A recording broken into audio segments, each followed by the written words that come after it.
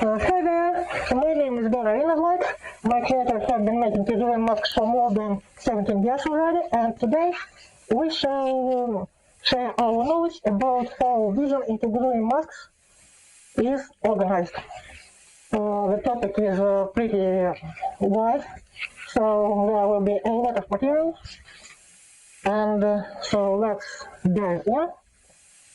What we can see here is, well, first of all, I have to know that kigurumi masked artistry is focused primarily on the character, on how the character looks like, how the character feels. It's focused on the performance first and look first. So the ways to make a vision inside the kigurumi mask is basically subordinate to the design of the character, and that's why we design character first and then try to implement any technique that would allow us, well, not us, but the person trapped inside the costume to see outside world and somehow navigate and not bump into some rogue chairs or maybe any street lights that jump in a way. So because of that, the field of view also is not a top priority, and we have to find ways to achieve that field of view, that different elaborate ways to make it decent enough so the performer will be navigate. And there is a thing about well-lit environments, because the masks and all that systems that allow you to see outside, all the tricks, usually decrease the amount of light you get, so it's like a sunglasses, or in some cases even like a welder's glasses, welder's eye protection. So basically, if the environment is well lit, then you can navigate pretty easily, but if it's dark, it's twilight, etc., the performer can get basically blind. It even once I experienced that myself a long time ago. Since then, I always carry a pretty powerful flashlight with myself, so I can just light up the environment around me if I get to some darker area. And also, when you perform, everything is well decent and not too lighty. And after all that events, etc., when you I want to take the mask off, you will basically just, so flashy, so light up, I do not need to look around, please get me back. So it's like that. And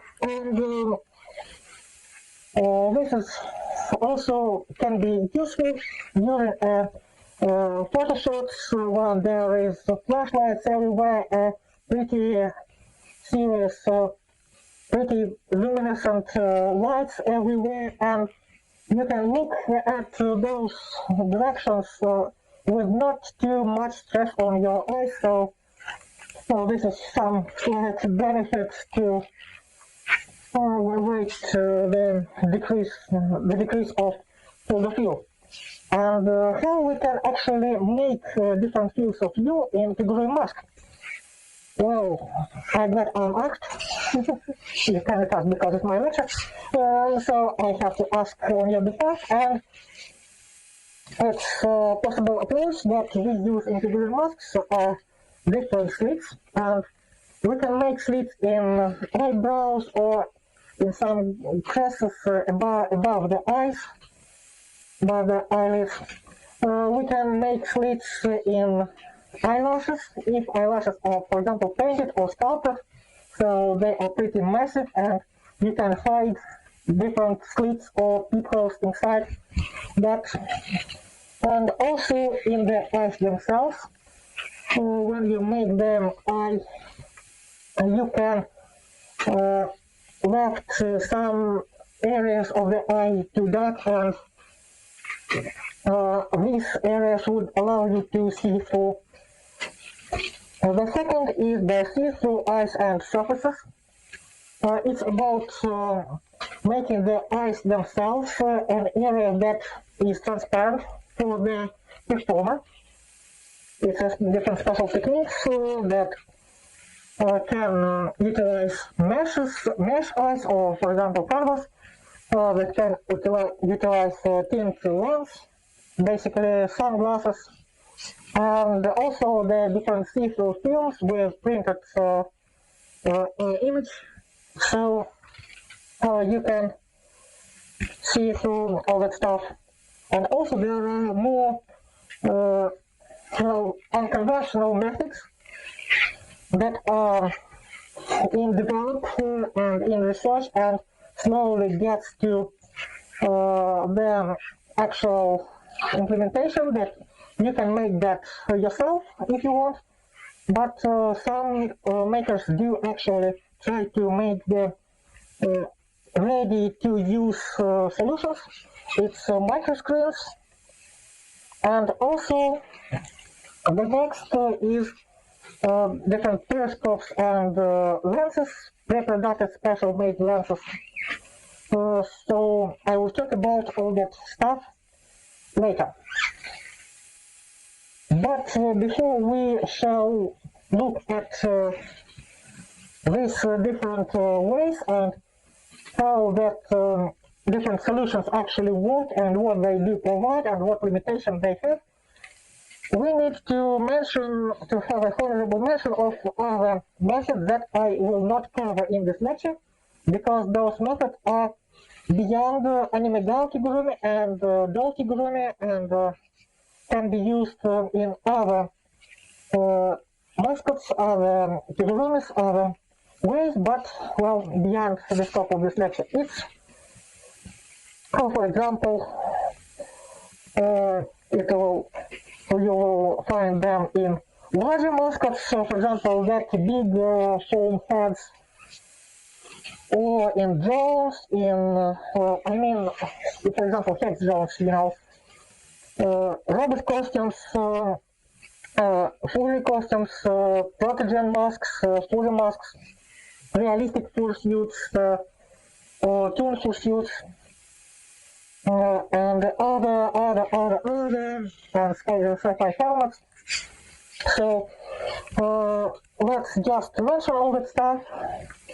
So wide open mouth, for example, larger mascots have big heads, and they have a mouth that can be opened wide open in a smile, and there is a net behind that smiles, and the performer actually can see through that mouth. Or, for example, face visor. Well, one of the very famous examples in musical scene is the Daft Punk and their helmets. The large visor, again, Top drones also utilize that large tint visors. Protogen masks also have that visor that hides some LEDs to make emotions and expressions.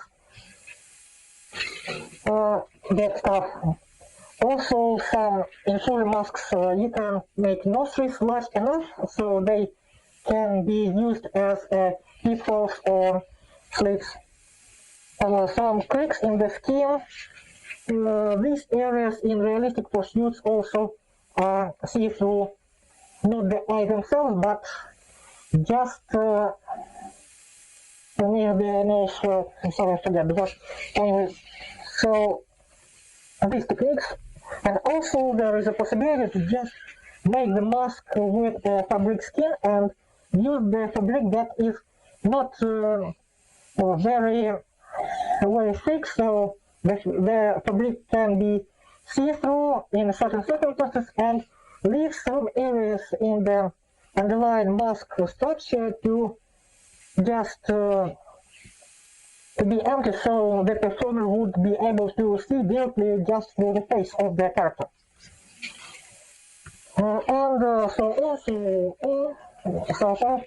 For example, it can be printed GPU or vinyl sheets, and the print can be not too thick as well, so it would allow to see through somehow. But again, these techniques are beyond our overview, so let's move to the techniques that actually used in kigurumi masks. And the first is slits.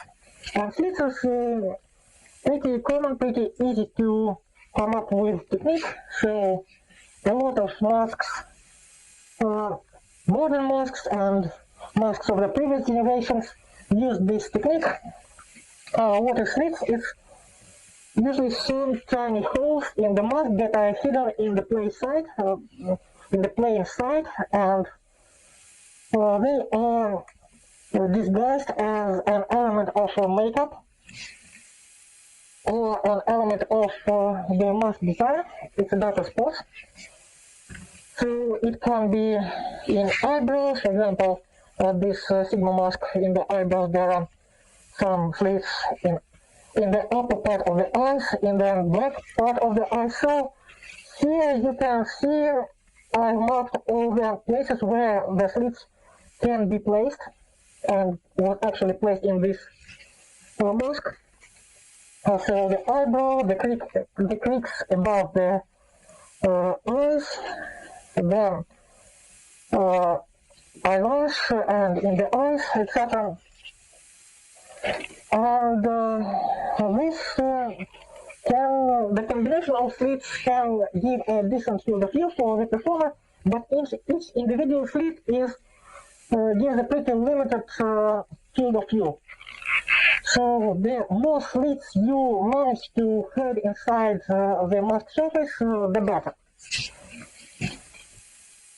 And the field of view of each individual slit is not overlapped to the field of view for different slits, so there is also almost no binocular vision for the performer. Well, everything basically flat. So you need to mind that thing. And the other interesting effect is that slits can work as a camera obscurer. So they heavily limit the amount of light gets in your eyes, but also they can somehow correct the myopia. Well, for example, one of my kigurumi friends noticed that when they look to the person in real life, outside of mask, outside of character, from this wall, or about the meter wall, they look at the eyes of the person, this far, basically, and they cannot distinguish different elements of the eye. They just see the eye as some blurry white mess with some dark spots in the center.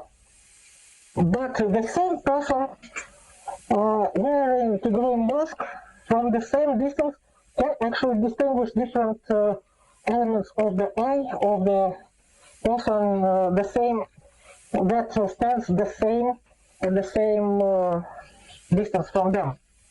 So the vision becomes a bit clearer. So it not gets too clear, it not cures the myopia completely, but it just corrects it slightly. So this is a pretty interesting effect. And also, you can put the glasses inside the mask, and the correction of mask slits will not shift the correction of the glasses. It also would just the overall correction wouldn't get worse because, well, it just smashed a bit that corrective power of the glasses, and you will get clear vision like you have with the glasses. So that's so interesting. It was an interesting observation. Also the important element of the use case of this stuff is that the quality of image, the quality of your ability to navigate around will not change over time during performance. So they will not fog up because they are just slits that you can see through, just an edge, basically nothing. Some slight discomfort may be during pretty windy situations when the air gets into slits and may get into your eyes a bit uncomfortably, and that part is pretty is discussed in another lecture about mask ventilation, so look at it as well. It's also very useful to know both aspects, the vision and the breathing inside kigurumi masks, because, well, those two topics heavily interact with each other. So, also note that if you have larger openings, that openings can be masked with a black mesh or a tint film behind the eye to make it less obvious, less visible.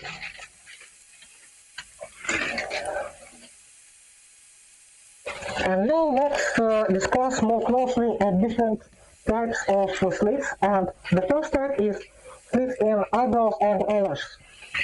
These slits are usually pretty tiny and offers a very limited field of view, but there is an interesting thing about them.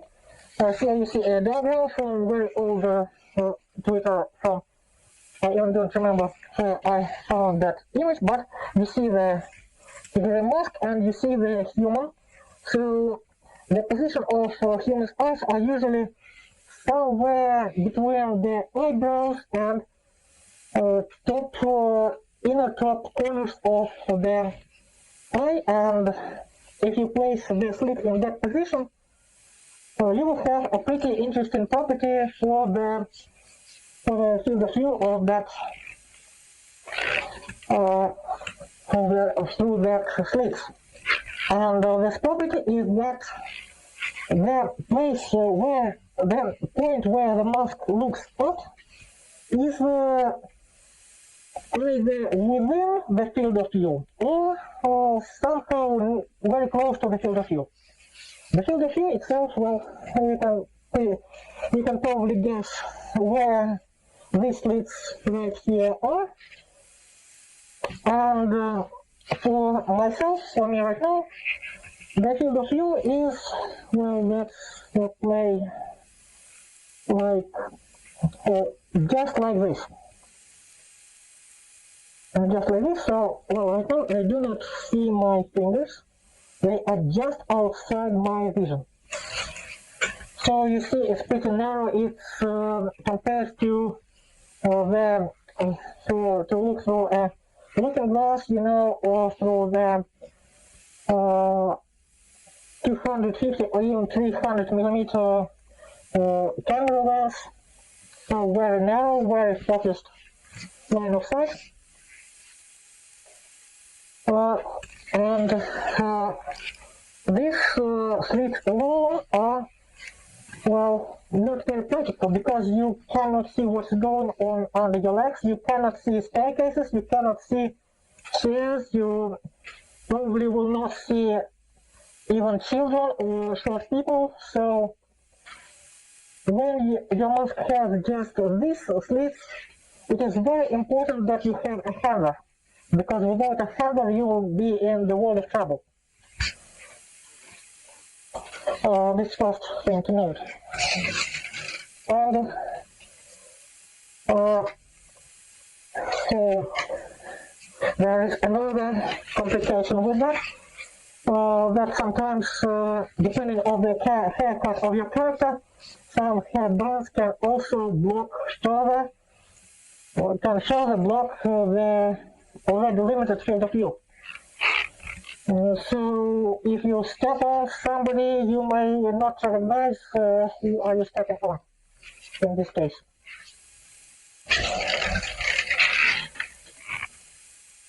The next set of slits is the slits in the eyes or in top eyelash, in top part of the eyelash. So you can see this some pictures of the mask by Sigma, and you see the front. So, well, basically where the slits are were pretty hidden, and inside you can see this is the area that you can actually use to see around and hang around. This set of slits actually allows you to see what is going on in front of you, so you see what is down there. And for example, if you are going to read something or scroll through your smartphone, you will probably use this set of slits. Again, the thing is that those slits are pretty convenient, so you also can navigate, you can see what is going on in front of you. But when you will try to pose, you will need some assistance so your mask will look where you deserve your mask to look, because, well, the field of view where you actually looking at, and the direction your mask looking at are completely different.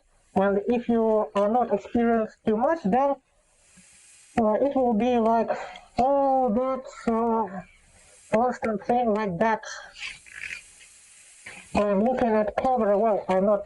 Well, I am as a character not looking at camera, but I'm as a performer look at camera. So, well, it gets awkward. So this is the downside and upside of this kind of slits. Well, and this is the rough simulation of how your field of view will look like through the different stuff of slits.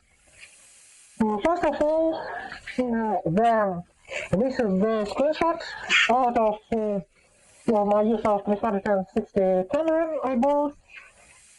And the field of view that represents by this screenshot is roughly the same that is your unobscured field of view from this to this, that, from this to this.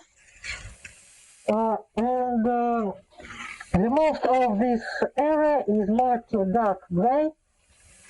What is represented is the area that you actually cannot see, that is obscured by the mask. But because you will probably look there, move your head, move your field of view, you will remember what is going on at that area, because your brain will adapt and try to fill all that gaps basically as a puzzle together, so you will have some understanding of what is going around you based on just that small amount of information you get through those tiny slits.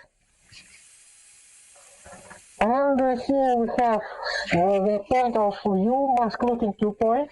What is mask looking to point is basically if your mask doesn't have following eyes, then your mask will look at a specific point in specific direction, and this is where that direction is located compared to your field of view, to your vision. So, for example, if you are going to pose for the camera and you want your mask to look at the camera, then you first locate the camera in the space around you, and then move your head such that the camera will get into that spot. Well, actually, it's not this particular spot. The spot can be a bit higher or a bit lower, but in this somewhere in this area. The next what we have here is this is the slits in the eyebrows, or slits, the tiny slits above the eyes. They are pretty close to your actual eyes, but they are also pretty small, so the area is not very big. And you also see that those two slits can a bit overlap, so you have a tiny space for the binocular vision. Well, it's not guaranteed, but well, it is actually possible. So, well, sometimes there is such slit, such area in those slits that you see through both eyes. And sometimes you have just separate fields of view for each of your eyes. But anyway, most of those areas are actually for each individual eye, for left eye and for right eye respectively. Then what we have here, the single slits. This is the usually slits in eyebrows, where like here, and these slits looks pretty huge, but and narrow to each other. But actually, this is because the position of each of your eyes, and because those slits are usually very closest to your eyes, and you can see what is going on in front of you. For this purpose, those slits are pretty useful. And these slits are the slits in the eyes, and compared to our previous images, those slits actually look like tiny vertical lines, but because some part of the eye is the mask eye is closer to your eyes, and some part is a bit further, they look like somehow look like a triangle to the performer. So this is how you may see out of the mask with slits. Now let's move to the other method, and the other method is see-through eyes. What actually see-through eyes again is just a method to make the eyes of the kigurumi mask to be transparent for the performer. And we can see, for example, the photo from Bohetian Kid. We have the slits and their eyes themselves. So this method can be combined with the slits, with different slits, because, well, the see-through eyes are not as clear as slits, but they provide a larger field of view.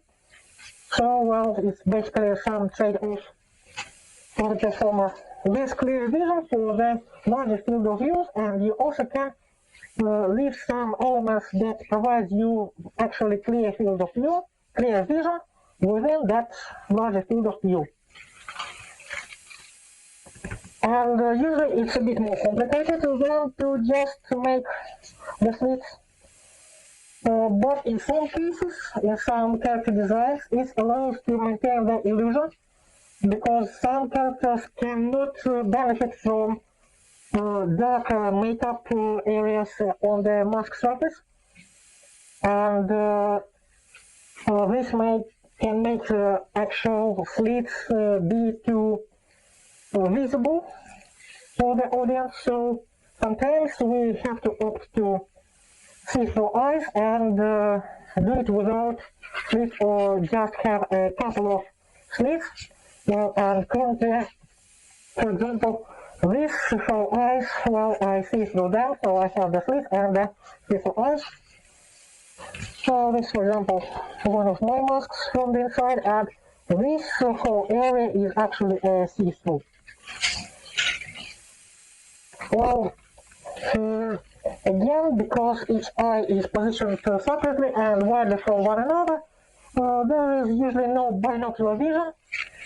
Also, I've noticed a pretty interesting effect, that because your eyes do not intersect the fields of view, the muscles that move your eyes can get a bit relaxed, so sometimes your eyeballs just rotate a bit, and you usually don't notice it because it's all compensated by your brain, and this is completely reversible. The moment you take off your mask, your eyes get aligned instantly with each other, but when you're performing, you can see, like, for example, the straight beam or a straight horizontal edge of a table or something like that. In one eye it moves like this, and in the second eye it moves like this, like it's broken somewhere, but you move your head and you see that it's straight. It's basically like a bit rotated. But again, you do not notice it, so it's completely reversible, so it's not a problem. It's just some of your muscles in your face relax a bit because they do not need to maintain that orientation too strictly. And again, in some versions of this device, the field of view can get a bit blurry, so you will not be able, for example, to read a fine text. Well, anyway, you shouldn't find yourself in a situation where you have to read some fine text because, well, it's probably a scam, but anyway, if you will have to read some tiny small text, then this kind of eyes may prevent you from doing so. So do not sign any contracts when you are in a character period. There, again, it can be complicated with this, and so let's look more closely to some of the techniques. Basically, the main three techniques we have here. One technique is the mesh eyes, and I have a live example here. So, for example, the eye made of a plastic mesh, and this is from behind. So let's allow you to see through that eye. Well, so you can see it's pretty fine, and especially if the back side of the eye is painted black, so it will not interfere too much with your vision.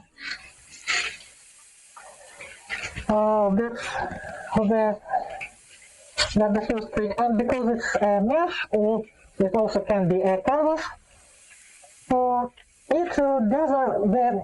quality of view will not degrade with time because of it will not fog up, basically. What you see the first second you put the mask, lock your mask on your face, it will be the same through all your performance. But because it's a lot of tiny holes and tiny cross sections around them, some fine details may not be too clear to you, but well, you probably still be able to read your pictures from your smartphone. So this is another example, and it's based on aluminum mesh. And again, you do not need to actually have the mesh over in space. So here you can see we have just some places where we made the tiny holes, and other places that do not have are not perforated. It's perforated only when it actually needs to be perforated. That makes the eye look more consistent, and it will not give away how you actually see, so you will not look as a person in a costume, but more like an actually living doll that have all the features of the doll and see through actual eyes and all that stuff, so no give away the illusion. Well, here we have a bit illusion to give away because we still have some areas to get punctures, and other areas can get left without puncture. So, for example, in this eye we need only this this area to be punctured and all other areas can be left with just a complete solid sticker. Well, again, we can see that some elements may get a bit blocked, may get blocked of view. That depends on their design and all that stuff. So sometimes you can just have a printed picture on top of the mesh and call it a day, so the whole of the eye is see-through for you, but well, because it's a mesh, well, it can give away the magic a bit. So next is, well, here the simulation again, where the mask is looking to. Again, it can be here, it can be here. Well, and you can see that field of view can be pretty huge, pretty decent. But again, it's a bit blurry because of that tiny cross-sections and tiny elements. So this is the rough simulation. Can you know what different areas of the simulation mean already?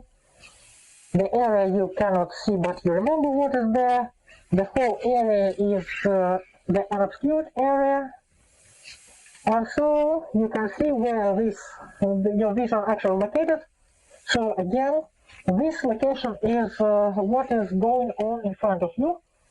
The staircases, children, furniture, base of street lamps, all that will be within your field of view, and it helps navigating well pretty much. So next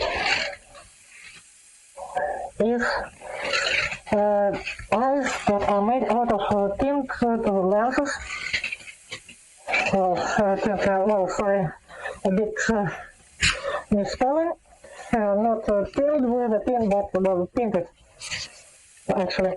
Well, anyway, it's basically the sunglasses, or for example, parts cut off of glasses of the visors for ski glasses, or motorcycle helmets also can have those tinted lens with different shades.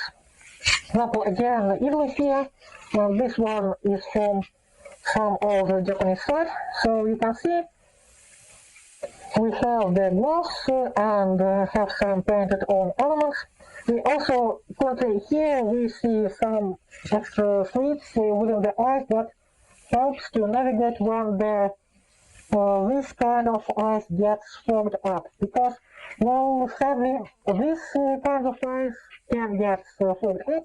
If you are a glass user, then you know that when you get, for example, get home out of a cold, during a cold weather, during a winter, and you get home and your glasses in front of your eyes gets fogged up immediately, so you get blind for some short period of time. And this kind of eyes can have the same problem. That's why it's important to add several techniques, several breathing techniques, several ventilation techniques with these elements to reduce that risk, or sometimes eliminate that.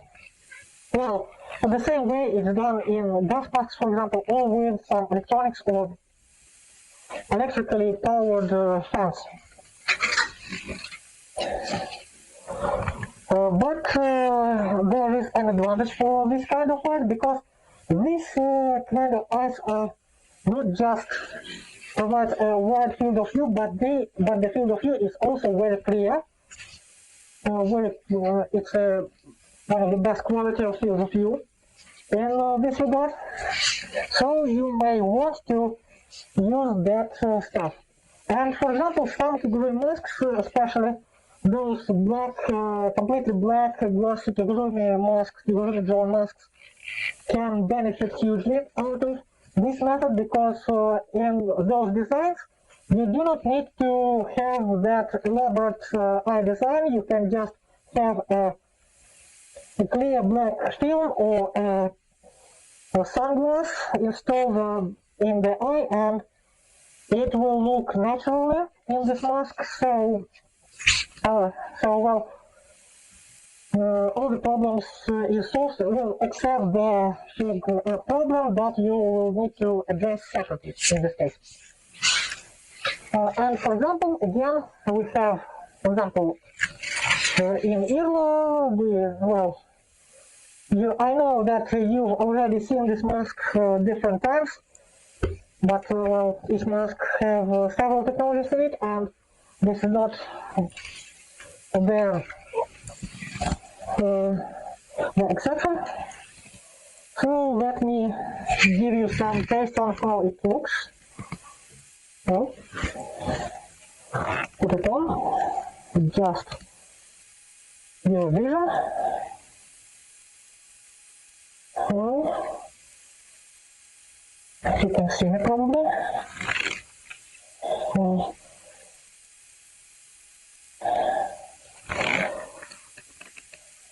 you see.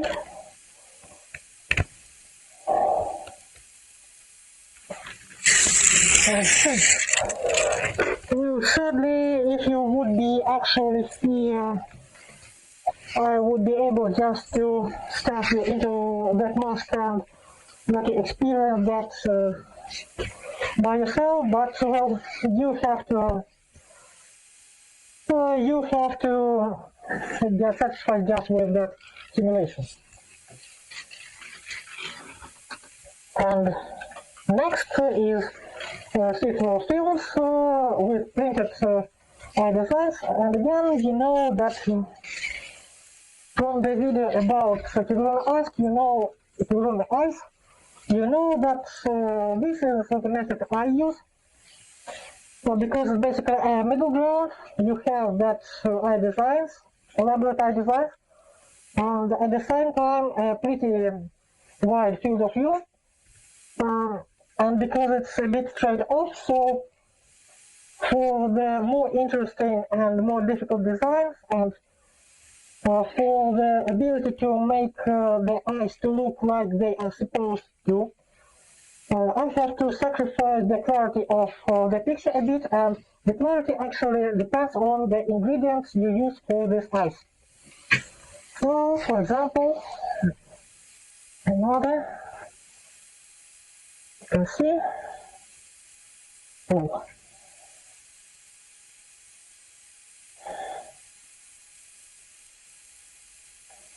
See, it can be a bit blurry, it can be a bit distorted. Oh.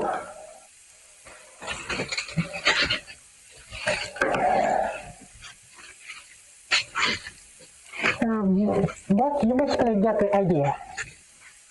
Depending on some different, the quality of laminating, the quality of the printout, the amount of micro areas, etc. That all affects how clean the look is and how easy it's to, for example, to read with this device. And you can still use your smartphone and look to the screen through those eyes and understand what is happening. So, well, it's a viable option as well. And again, they can get fogged up, so as just tinted lenses, something like that. And this is the simulation, again, at the point of view, the whole place and where the eyes are, so you can see it's a bit, the colors of the outside world gets a bit obscured, can be a bit shifted because of the color of eye lens, but you still can operate, can navigate on. Some of my masks even have just this kinds of eyes in them and no any other source of looking out to the world, and I can perfectly navigate in the, and it's still perfectly navigatable with this mask, so no problem at all. Well, and the next thing I want to mention and to describe is microscreen. So, what is it? Basically, it's an electronic-based system that allows you to see a video feed from somewhere, well, whatever your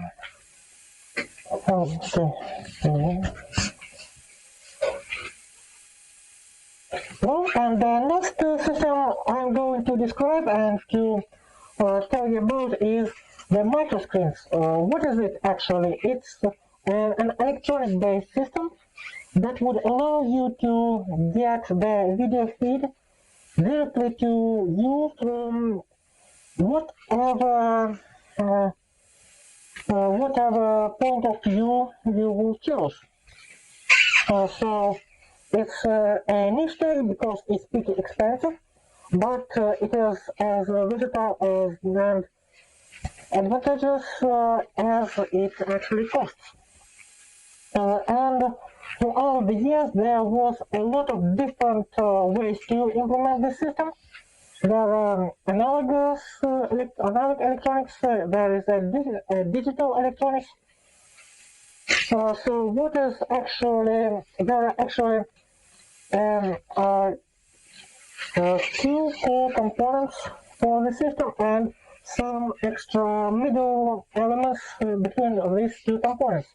One component is the microscreen or a couple of microscreens that are small enough to fit inside the mask in front of performer's eyes.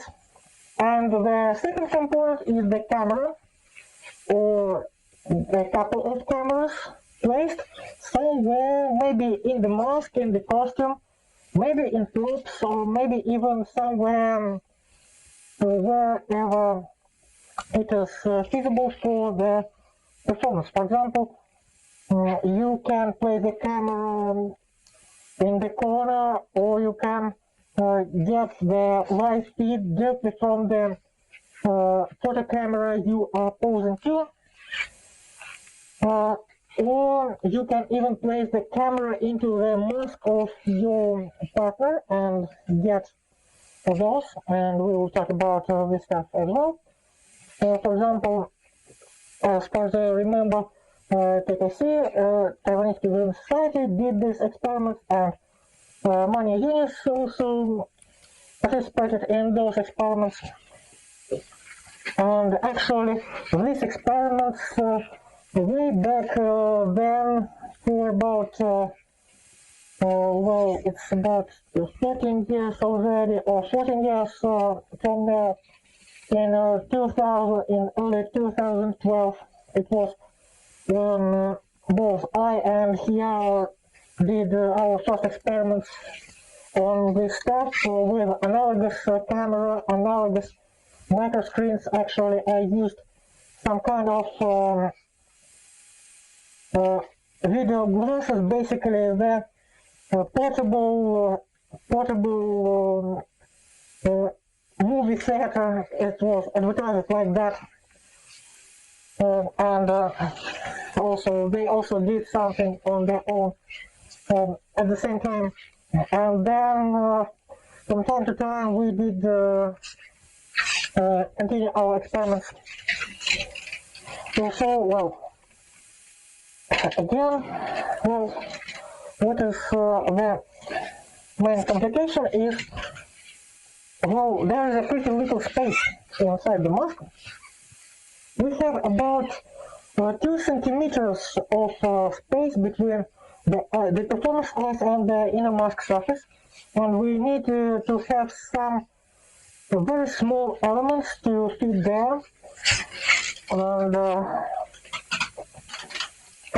it's not just a screen, it's the screen with some lens. So, and for example, I have, this is the analogous element, and This particular screen is actually too big. Well, there are smaller examples. But anyway, so the screens actually look like, well, this is the more modern approach. This is actually a digital micro screen. It's 1080 pixels high, 1920 pixels wide, and 1080 wide. So it's actually pretty advanced all the time. So well, you see this. This is something pretty interesting. What is again the advantages? What is the advantage of this stuff is that, well, you are no longer have to consider the design of your mask to be such that there should be any slits or some stuff to see through, because, well, actually, if you want a completely blank mask without anything, well, any surface, you can do this because, well, the performer will get the feed. You can do whatever crazy stuff you want in this regard. So again, it's so you can do, and the camera, you can place the camera wherever you want again in the costume. You even can use, for example, infrared camera and put it under the clothes, because clothes are transparent for some clothes are transparent for infrared waves, and you would actually be able to see without other people knowing that you're actually seeing anything. So, well, they're pretty crazy stuff. But I need to remind you that in some jurisdictions it's not legal to have concealed cameras because they think that you would do some recording on that camera. Even in this stuff, there can be no recording element at all. They would assume that you have so, and they will not listen to you. They would just, because there is a procedure, etc., and they want some, so bureaucracy. But anyway, you can do a lot of very interesting stuff with that. Also, you are not limited to a very specific narrow angle of field of view. You can have lens with wide angle. You have like fisheye lenses,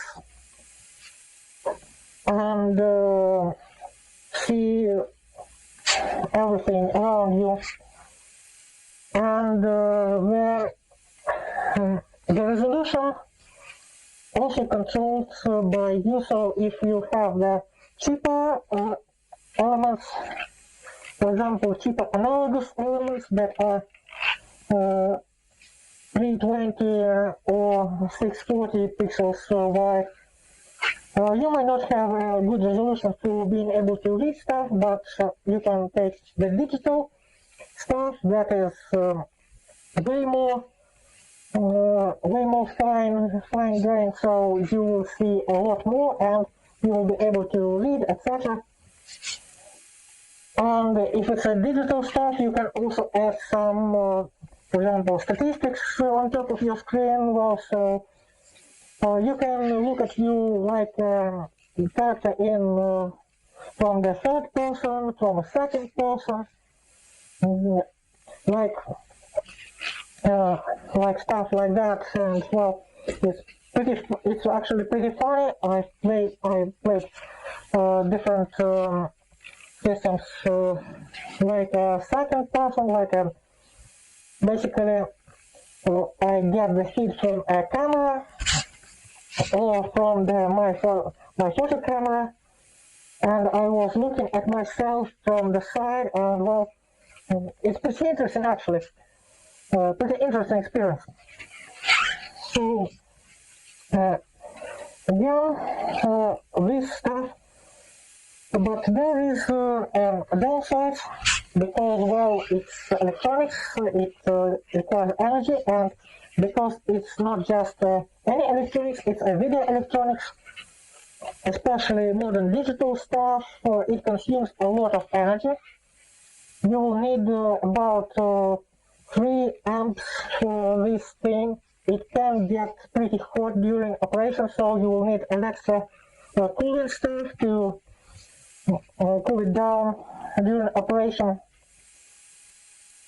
Well, again, but all that stuff also can be put somewhere in the mask or even in the backpack like that, or something like that, if your costume have something like that. So you do not need to pack everything in the mask in front of your face. The only thing you need to pack in front of your face is those micro screens, and those the bottleneck of this technology.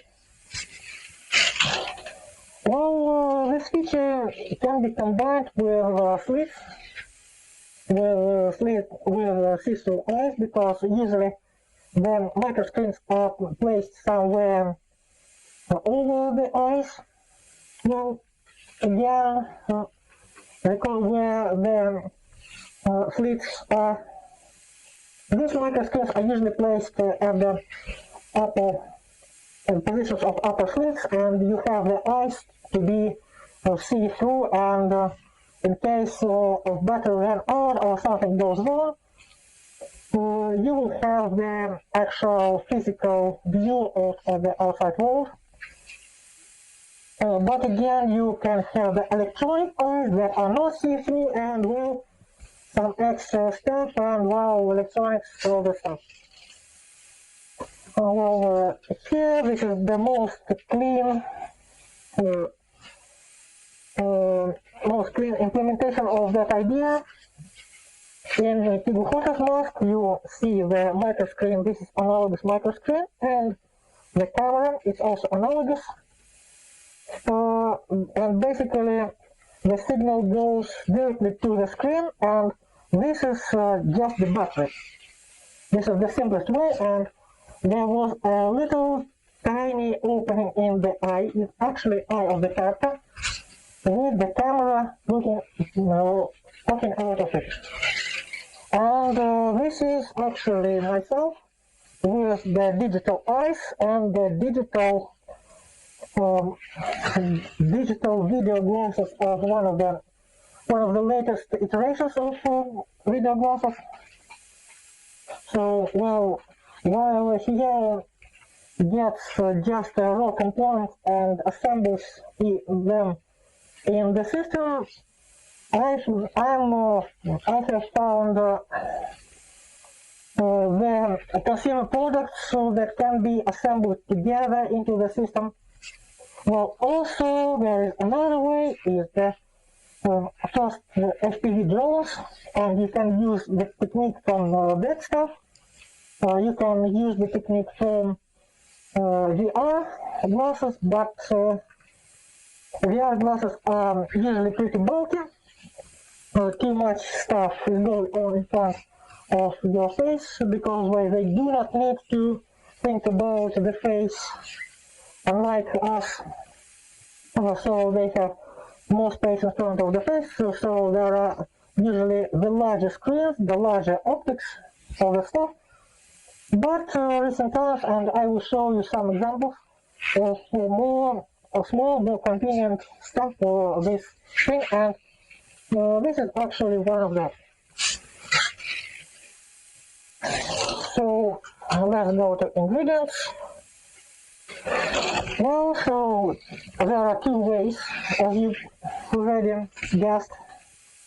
We have the digital and the analogous.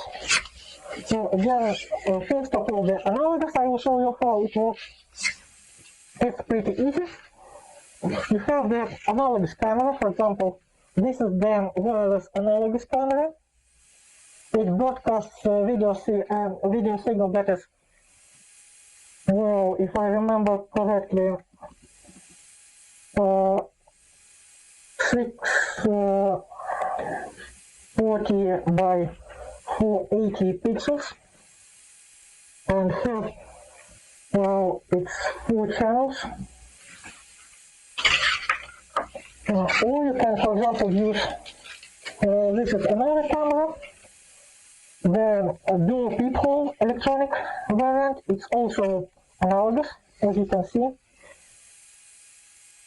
So you connect this. For example, in case you have a digital, in case you have a wireless camera, you will need to have a receiver, also analogous receiver of the certain frequencies. And that receiver just connects to the microscreen, something like that. But actually, this is the microscreen available right now, and it's pretty small. Actually, one of my iterations was based on these microscreens. Unfortunately, I did destroy it, and I only have the screens themselves, and I do not have this optics anymore. Well, so what else I should tell?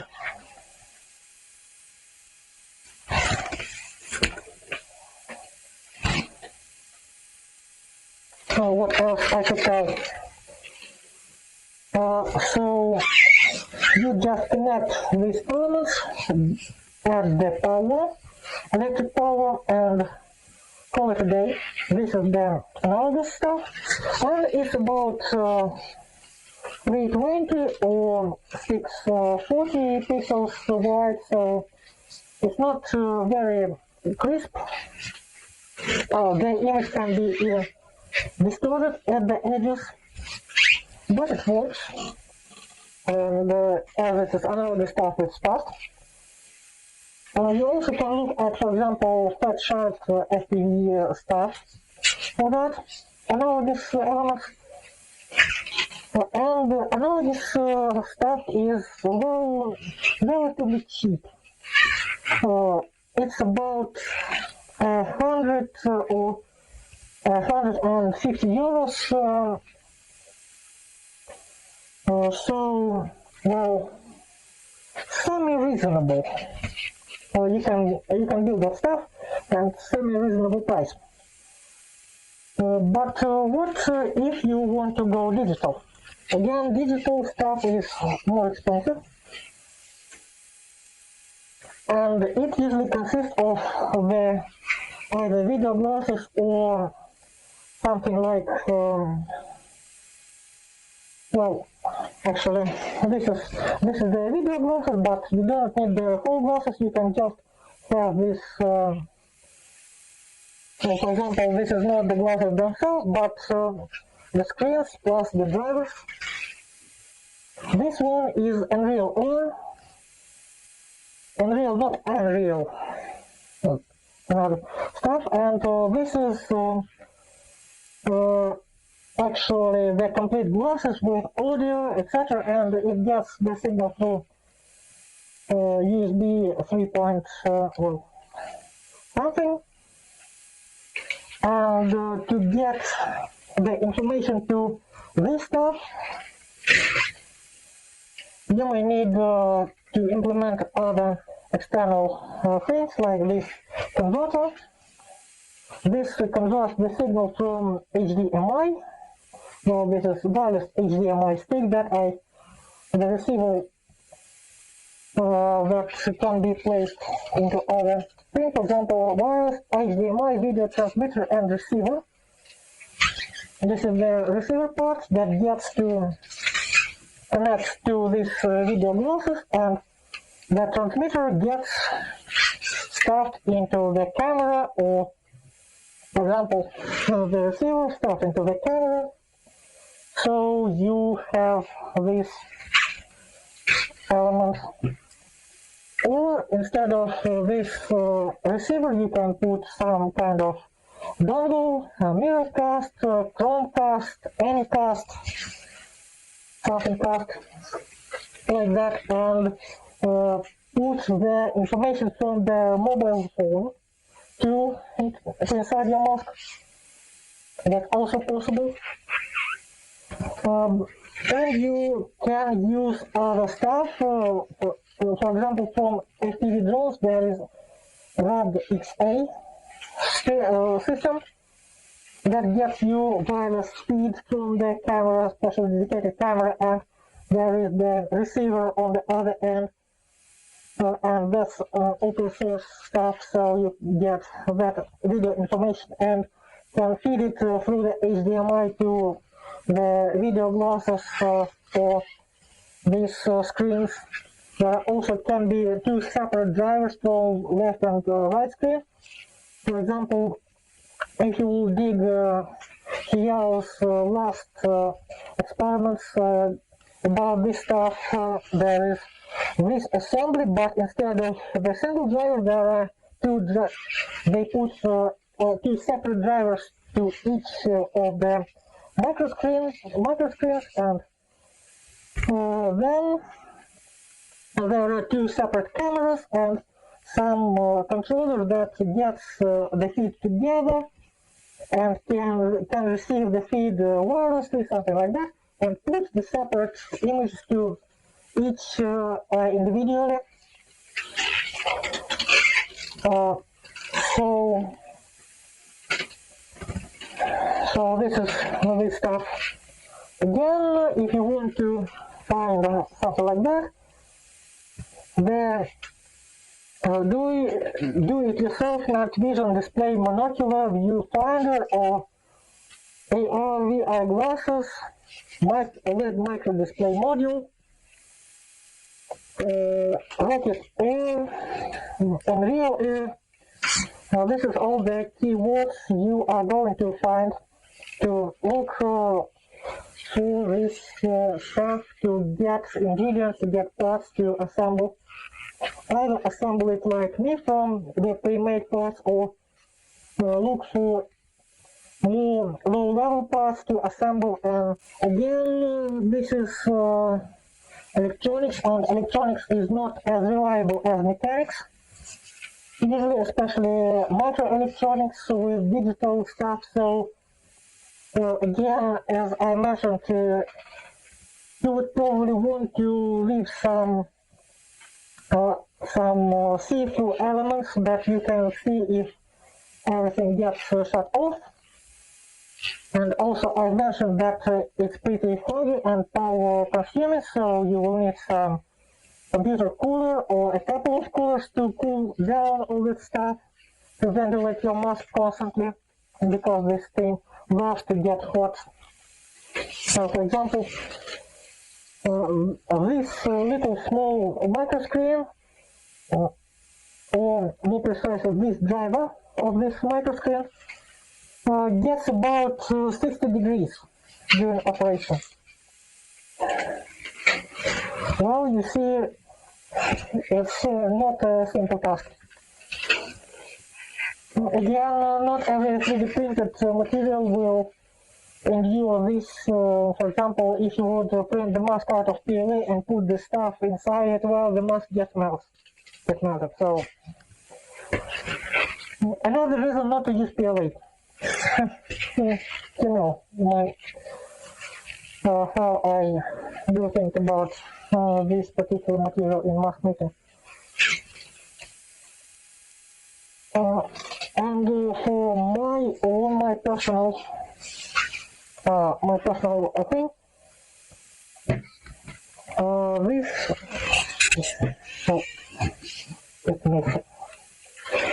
these particular glasses tend to, mine copy, tends to switch off and restart every 10-ish minutes, but only when I install this here. So when it's here, it shuts off about every 10 minutes, and in any other circumstances they work fine, and I still don't know why, because I try to isolate every negative factor. I try to isolate heat, overheating. I try to isolate humidity and so on.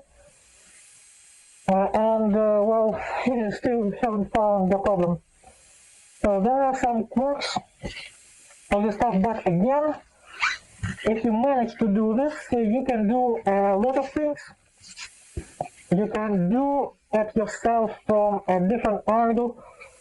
You can look at yourself from the perspective of the photographer, of the camera, and pose better by this, using this stuff.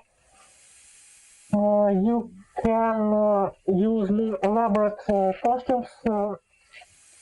So, well, it is expensive on the one hand, but on the other hand, well, it's actually worth the money you will able to, if you will able to spend that money. This stuff worth it actually. So, next stuff, and the next stuff I mentioned is periscopes and lenses and something like that. What is it? It's actually supplementary stuff, and it is used when the shape of the mask is too off from the shape of the performer's face. So, for example, the mask is somehow large or somehow tall, and instead the eyes are too low, and for example, the mask with closed eyes, and you have only slits like here to see out of, and your eyes are like here, so you need some kind of prisms to get the vision. It's one of possible stuff. Or the mask have an odd proportions, and you need to also redirect the view, so why the eyes are too wide, for example, or the slits are in some random places. So you will use the periscopes.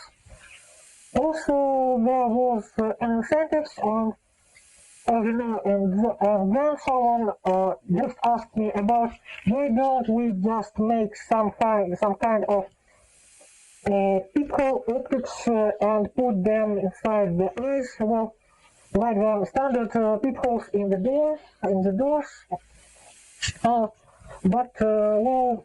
I tried to do this. I didn't manage to do this because the geometry is different. And I believe that to do this right, you need an actual optics engineer with the ability to do stuff in the optics laboratory to make the lens the right shape for this specific use. Because the lens it will not just a simple rotational lenses. It will be some weird geometry actually. So this stuff is, again, this is pretty supplementary, and it will work with slits, it will work with see-through eyes, and it will be used whenever this stuff is, well, at odd places. And now, return of the comparison tables. So this is the comparison table of the methods I've uncovered so far. As you can see, what we talked here. Well, and again, ease of making is how easy to implement this particular style, this particular method of providing vision from the maker's point of view. In the medium, you need to drill the holes, you need to sand it, you need to paint them black on the bottom side. Slit on the eyes is very easy, you just need to exactify and cut those slits in the cardboard or water paper with the eyes, and just paint the edges with the black marker and call it a day. Again, mesh eyes. Also, you cut out the eye out with scissors and just have the base for the eye that you can glue or magnet into the mask. Also, it's pretty easy. Template or see-through films. Well, if you remember the lecture about the eyes, you will see that, well, it can be a bit complicated to assemble it, but, well, it's doable. And microscreens, periscopes, lens, well, microscreens is expensive actually, not very fair if you will take the parts, ready parts, but it is expensive and you need to manage the heat, manage the energy, everything. Well, it can be and easily can spiral up to a project of itself. On periscopes and lenses, as I mentioned, you, especially lenses, you will need a laboratory. Dedicated laboratory that actually have the expertise to do this right. And because each mask can be unique and have unique requirements for the relative positioning of the performance eyes and the slits, then each mask can require its own shape of this lens. So, well, that's why we don't see this practically at all.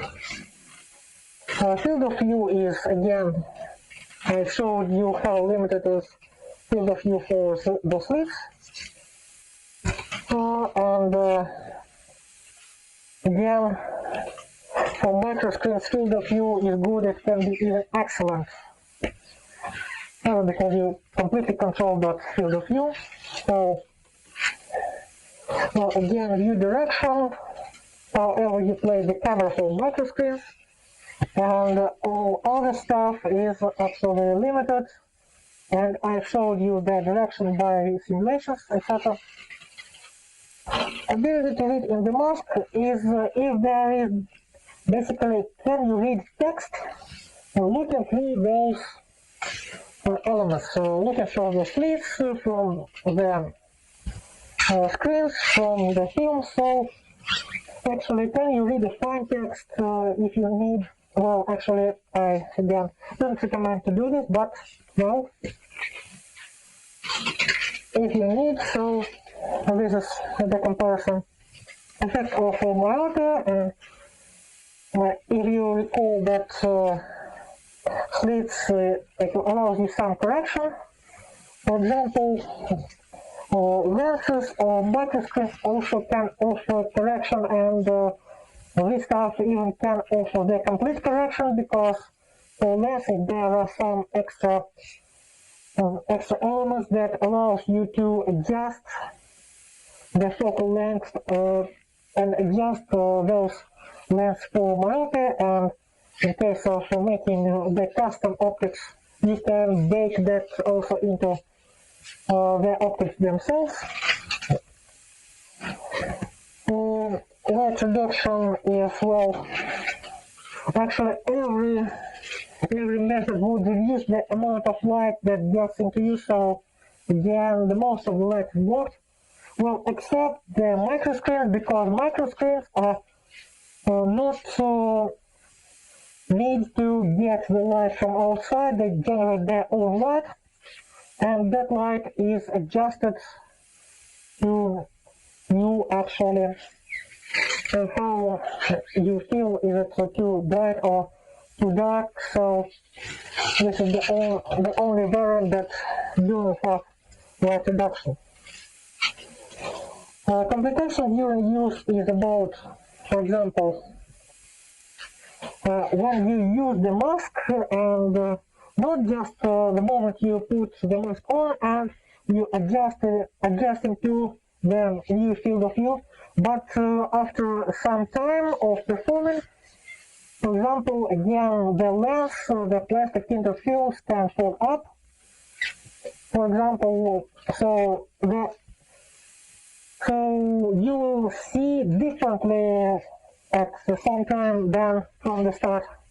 and electronics can, well, the battery can run off, or some electronics can just move off, or basically something can go wrong and it gets shut off. And effect on mask design and artistic design is, do you have limitations because you want to, as a maker or as a user, because you want this particular way to see the outside world, and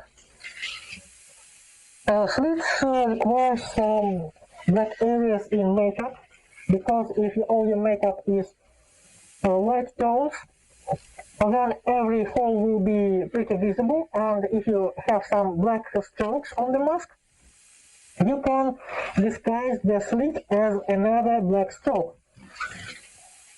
Then slits on the eyes, they usually require eyes to be cartoony, so thick black outline, black areas in the eyes, so you can cut that areas, cut some holes in that areas. Then mesh eyes have some limitations, and I've mentioned those limitations during describing mesh eyes. So you have some areas that have that perforated. That's the main limitation, and that can give away that illusion of the real living doll, that, well, there is a mesh that is perforated, so there is someone inside. It's not a self-propelled thing. Third eye, lens eyes again. The eye design is simplified. It's just the surface, and you can paint some extra elements, but not too much. So, well, it's some limitations with this design, because every spot you painted on will be the spot that is lost for the vision. Well, see-through films have minimal design limitation. Well, the only design limitation with see-through eyes is that sometimes you have that red highlight in this eyes. Well, you also see that my eyes light up from time to time. So that's that limitation only. The micro screens have actually absolutely no limitation, because, well, the mask design, the artistic design dictates where you put the camera, and you can hide the camera, well, almost anywhere. And periscopes and lens also have the minimal effect on mask design, because, well, you move your vision to the areas where you actually can make these peepholes or slits, etc. So that's it.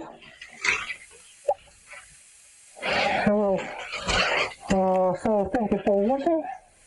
It was a pretty long, pretty packed with information lecture, and I hope that it was useful and give you some new ideas. So again, it's not the complete overview of any method you can use in any costume to provide vision. It is more specifically for Animega and BGD kigurumi masks. Well, so thank you again. I hope you will look for another lectures, or have already looked them, and if you have any questions, please feel free to ask those questions. And well, thank you. Bye bye. See you next time.